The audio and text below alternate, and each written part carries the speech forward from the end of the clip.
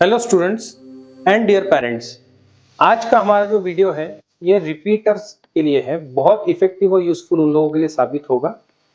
कई सारे पेरेंट्स के फोन आते हैं, बच्चों के भी फोन आते हैं कि सर इस बार तो मेरा नीट में, JEE में, CET में, इंजीनियरिंग में एग्जाम अच्छा नहीं हुआ, तो मैं रिपीट करने का सोच रहा हूँ।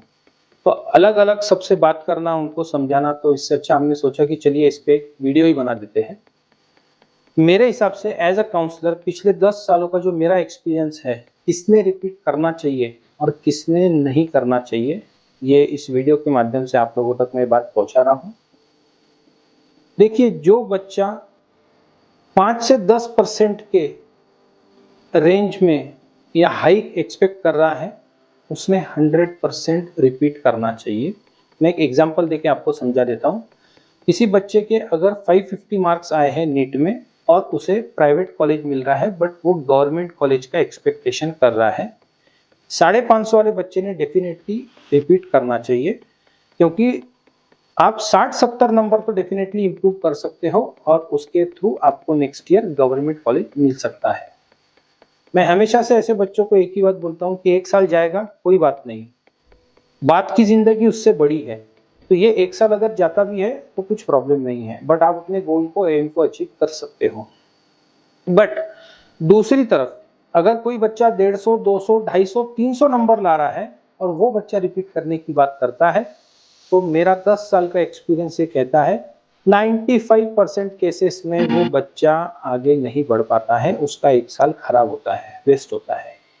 यहाँ तक कि 60% केसेस में हमने ये देखा है कि उसका परफॉर्मेंस डिग्रेड हो जाता है। यानी अगर इस बार आपने 300 लाए हैं, अगली बार वो बच्चा 280, 270 लाता है।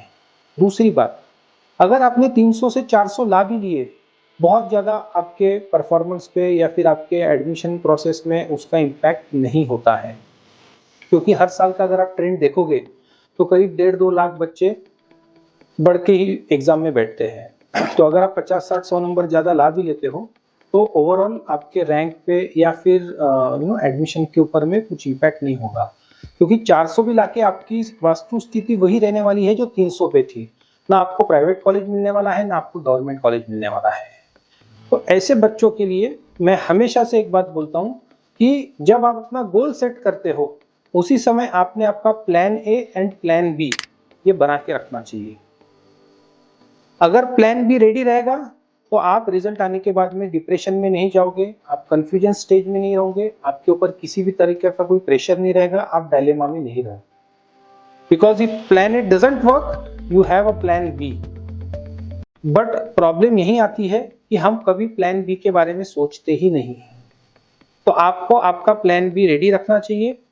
मैंने एग्जांपल आपको नीट का दिया है, बट ये सभी मेजर स्ट्रीम्स के कॉम्पिटिटिव एग्जाम्स के लिए एप्लीकेबल है। फिर चाहे वो JEE हो, MHCET हो, लॉ है, CA है, ऐसे जो भी हम प्रोफेशनल कोर्सेज की हम बात करते हैं, तो रिपीटर उन्होंने ही करना चाहिए जो 10% का अपग्रेडेशन चाहते हैं और उस 10% अपग्रेडेशन से उनका एडमिशन में कुछ बेटरमेंट होने वाला है।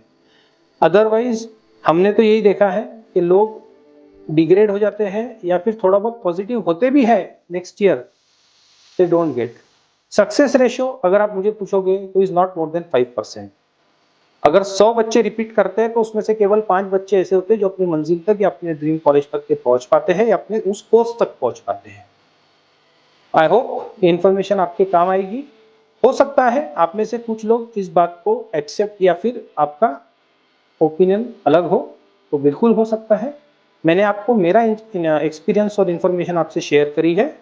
ऐसा अगर आपको लगता है, we are open for discussion, आप हमसे कांटेक्ट कर सकते हो। मैं अमित राठी, स्मार्ट स्किल नासिक, इस कंपनी का डायरेक्टर, एक करियर काउंसलर। आप सभी को इस वीडियो को देखने के लिए आप लोगों का धन्यवाद करता हूं। अगले वीडियो में फिर एक बार मिलेंगे इसी तरह के एक और नए क्वेश्चन को लेके या फिर एक नए करियर ऑप्शन को लेके। तब तक के लिए बहुत बहुत धन्यवाद। Thank you very much.